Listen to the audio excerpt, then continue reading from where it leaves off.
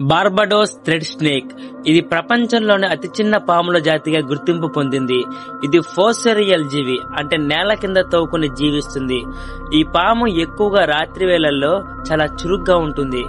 పగటి సమయంలో రాళ్ల కింద మట్టిలో దాగి ఉంటుంది. దీని కళ్ళు చాలా చిన్నగా ఉండటం వల్ల అవి సరిగ్గా పనిచేయవు. కానీ ఈ పాములు ఎలాంటి విషపూరితమైనవి కావు. ఇది 5D ఆప్టికల్ డేటా స్టోరేజ్ టెక్నాలజీకి సంబంధించిన ఒక ఎగ్జాంపుల్. దీన్ని కొన్నిసార్లు క్వార్జ్ కాయిన్ అని, ఎటర్నల్ మెమరీ డిస్క్ అని కూడా పిలుస్తారు. ఇది సాధారణ డిస్క్ కాదు, ఇది క్వార్జ్ గ్లాస్ ఫ్యూజ్డ్ సిలికాతో తయారైన ఒక చిన్న ట్రాన్స్పరెంట్ డిస్క్.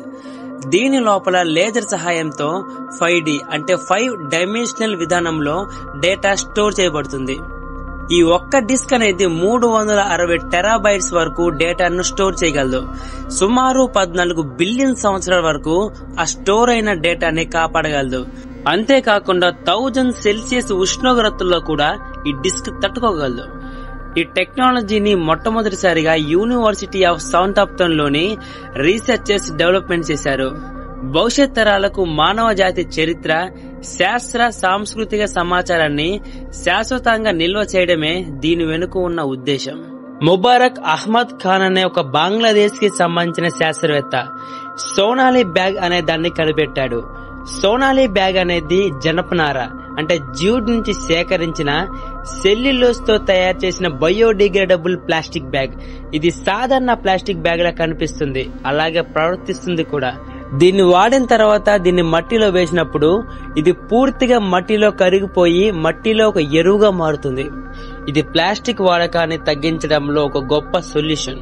పొద్దుతిరుగుడు పువ్వు అంటే సన్ ఫ్లవర్ మొక్కలు అనేవి రేడియో ధార్మిక పదార్థాలను అబ్జర్వ్ చేయగల సామర్థ్యాన్ని కలిగి ఉంటాయి.